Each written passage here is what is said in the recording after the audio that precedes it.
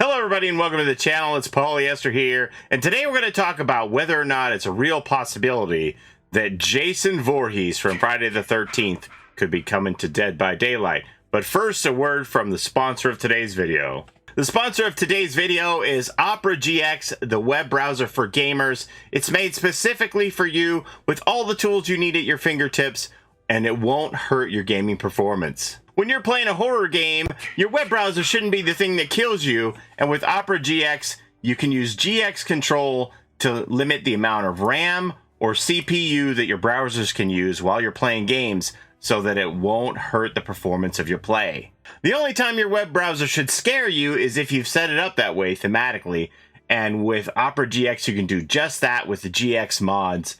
They have a world of customization options here for you to choose from. So for example, if we want to make a horror theme, we can install this mod pack here and then enable it.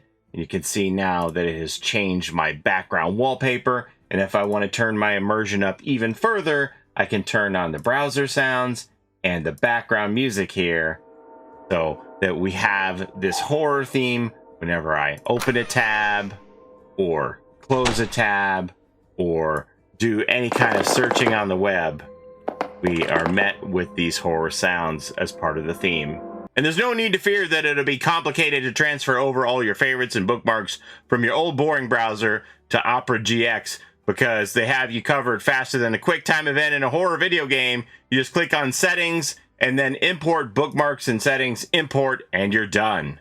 So download Opera GX today. What are you waiting for? It's absolutely free. Use the QR code below or the link in the description of the video. Now, back to the video. Okay, so the news about the potential for Jason to return to brand new video games comes from this exclusive interview with Rely on Horror last week, where composer Harry Manfredini says that he's working on a new Friday the 13th game.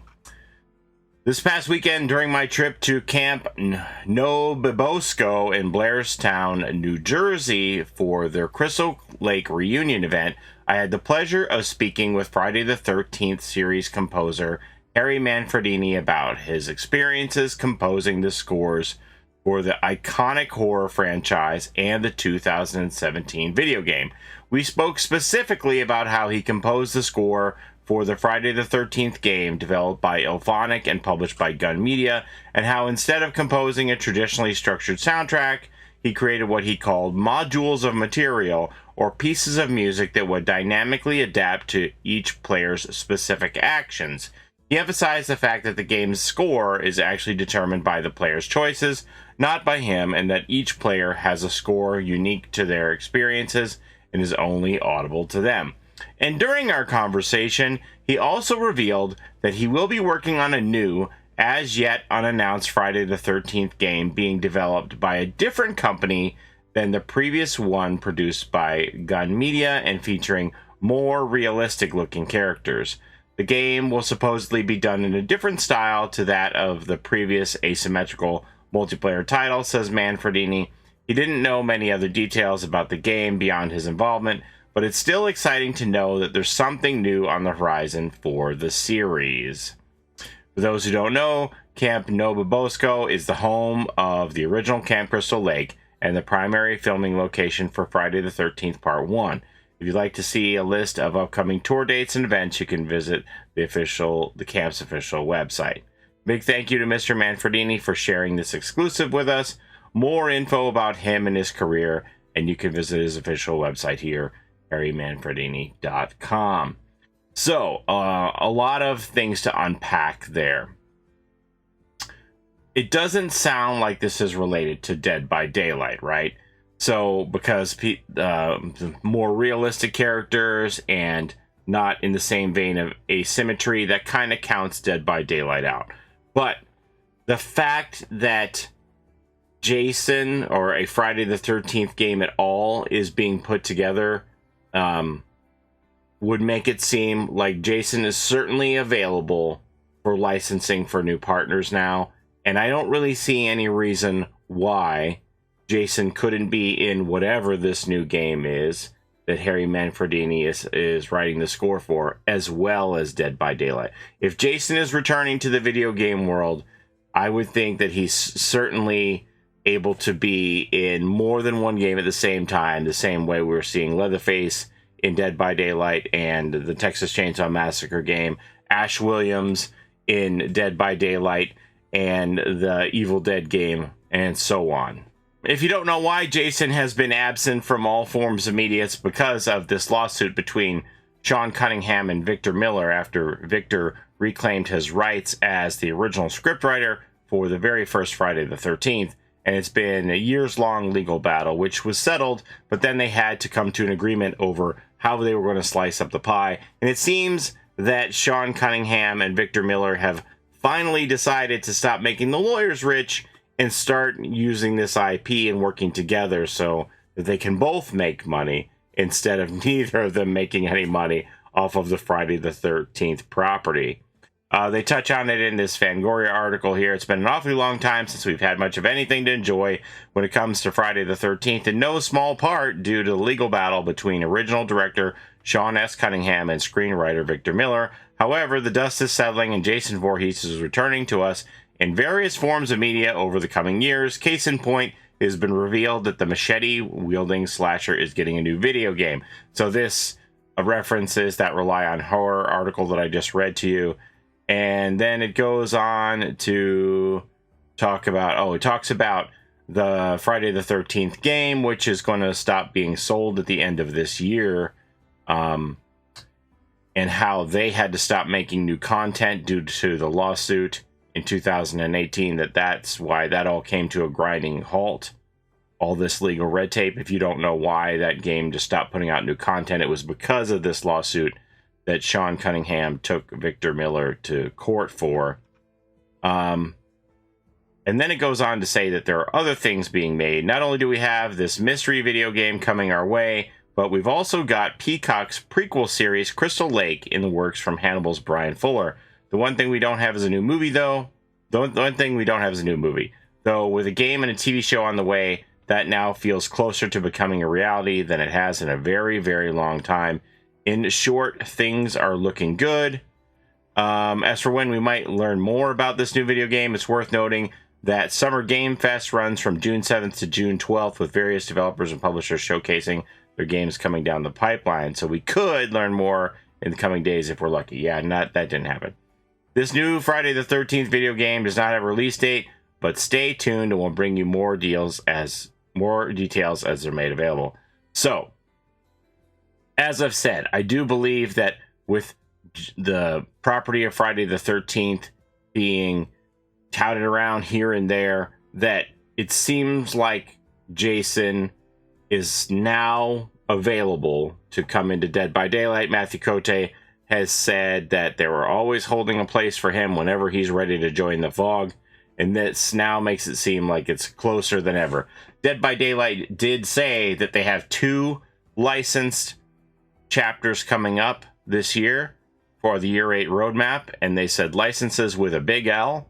So when I hear licenses with a big L, then that means to me that it's something that is a well-known and widely known property. Now, where could those slots be? Could that be for this new chapter here in August, or the chapter in November? Now, the chapter in November is killer only. Would Jason fit that slot as just a killer with no counterpart survivor? Perhaps. Or would it be more likely to be the August chapter with a survivor alongside? Not sure. Or are we looking well into March and next year for this?